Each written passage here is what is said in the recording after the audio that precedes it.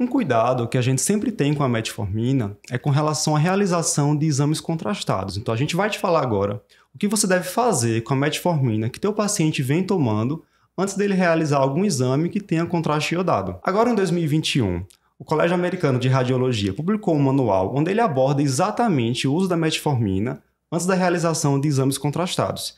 E aí, nesse manual, ele costuma dividir os pacientes que usam metformina em 2 grupos. Teria o grupo 1, que são aqueles pacientes que usam metformina, não têm lesão renal aguda e têm uma taxa de filtração glomerular estimada acima de 30. O grupo 2 são pacientes que têm lesão renal aguda, têm uma taxa de filtração glomerular estimada abaixo de 30 ou vão submeter a algum tipo de procedimento arterial, que geralmente está associado com risco de êmbolo, para a artéria renal e assim um risco maior de lesão renal. Para o grupo 1, o que eles recomendam é que esses pacientes mantenham metformina e façam seu exame contrastado, né? Ou seja, aquele paciente, a maioria dos pacientes, que vai fazer o seu cateterismo cardíaco, e aí, ou seja eletivo, ou seja de urgência, urgência menos, né? Porque esse paciente tem um risco de lesão renal aguda, né? Na urgência de um infarto e tal. Mas a maioria dos pacientes fazem cateterismo cardíaco, por exemplo, eletivos, né? E aí essa pessoa tem uma taxa de tração glomerular acima de 30, porque afinal de contas é quando é permitido usar metformina. E aí, pela recomendação do Colégio Americano de Radiologia, não deveria fazer nada. Você deveria deixar o paciente usando metformina até o dia do exame e depois começar a metformina de novo. Isso porque eles têm muita segurança de que a metformina, de fato, não causa acidose lática. Eles não estão fazendo essa recomendação para que o paciente tenha algum desfecho, principalmente nos Estados Unidos, né? Sim. Onde a medicina é muito mais judicializada do que aqui. Então, assim, eles acham tão seguro essa questão da raridade da acidose lática num paciente que tem uma taxa de filtração glomerular acima de 30, que eles pedem para o paciente não suspender a metformina. Eles só pedem realmente para aquele paciente que tem um risco de uma lesão renal aguda, claro, um paciente que está infectado, um choque séptico, ou então um paciente que já tem uma taxa de filtração glomerular abaixo de 30, que a rigor não deveria estar nem usando. Exato. E aí, nesse caso, suspender. Então, isso é uma recomendação que tem do Colégio Americano de Radiologia. Porém, a gente não tem nenhuma recomendação similar, ou pelo menos parecida, aqui da Sociedade Brasileira de Diabetes, ou da SBEM, ou nem mesmo da ADA. Eu não sei se você chegou a ver alguma coisa na ADA, mas na ADA especificamente também não tem, que é da Academia Americana de Diabetes. Então, apesar de ter essa recomendação, na prática, a gente ainda vê todos os serviços de radiologia que vão fazer exames contrastados orientar o paciente a suspender metformina 48 horas antes. É rotina.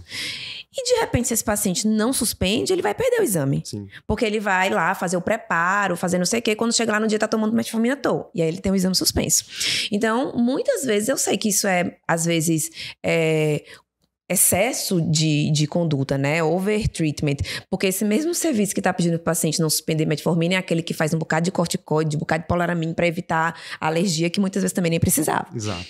Então, assim, é uma recomendação que nos deixa tranquilos para poder a gente falar assim, não, de fato é muito tranquilo, dá para vocês sem. Mas que na prática, aqui no Brasil, a gente acaba suspendendo a metformina 48 horas antes de exame contrastado, porque tem o risco de o paciente, se estiver usando, chegar lá e perder seu exame. Perfeito. Porque a gente não tem isso, assim, balizado por órgão nacional, sabe? E só lembrando, assim, que o receio não é de que a metformina vá aumentar o risco de lesão renal. Isso, é importante. Mas é que o paciente faça lesão renal, pelo lesão contraste. Renal, isso. E aí, estando usando metformina, ele apareça com acidose lática. Isso é importante falar, assim, porque a metformina, ela não tem nenhum tipo de potencial de levar a uma nefrotoxicidade.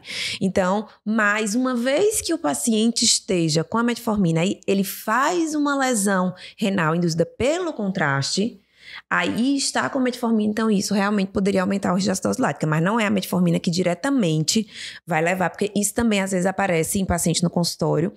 Ouviu falar que a metformina um paciente com taxa de tração glomerular tem que suspender porque ela pode fazer mal ao rim. E não é isso. Ela não faz mal ao rim.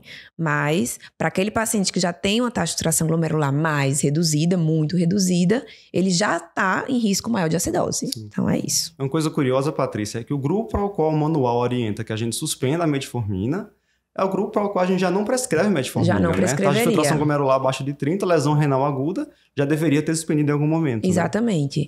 E aí só sobraria aquele negócio do exame contrastado, né? Arterial, né? Exato. Que também é uma coisa que, com certeza, aqui no Brasil todo mundo vai suspender. Isso. Sem dúvida. E assim, pessoal, só lembrando, essas recomendações são para os pacientes que vão fazer exames com contraste iodado. Se o paciente vai fazer uma ressonância com gadolínio, usando aquela dose habitual de 0,1 a 0,3 milimol por quilo, não há indicação de suspender metformina. Né? É isso. Para o grupo que você decide suspender a metformina, o ideal é que ela só vá ser reiniciada 48 horas depois, isso. Caso ele não tenha piora da função renal. Da função renal. E aí também é outra dúvida que às vezes aparece no consultório. E nesse tempo que o paciente ficou sem metformina? Meu Deus do céu, um paciente que tem... Aí ele vai ficar 2 dias sem tomar o remédio para poder fazer o exame lá contrastado. Então, assim, a maioria dos pacientes ambulatoriais, ele vai passar muito bem obrigado sem 2 dias só de metformina. Sim. E aí, se houver ainda, se falar diferente daquele paciente que está em insulinoterapia intensiva, isso é outra história. Mas é aquele paciente que usa outras drogas, hipoglicemiantes orais, 2 dias sem metformina não vai fazer ele descompensar do seu diabetes de jeito nenhum. Então, fica tranquilo, deixa ele suspender a metformina e não precisa colocar nada no lugar. Bem, espero que você tenha gostado desse formato de vídeo mais curtinho. Se você gostou e quiser ver outros vídeos como esse, clica aqui nesse vídeo. Tem um formato parecido, o pessoal gostou bastante. E se você quiser conhecer, quiser assistir ao vídeo que deu origem a esse corte, né? Esse vídeo ele foi retirado de um outro maior, de um outro completo. Clica aqui à esquerda que você poderá conferir o nosso conteúdo completo.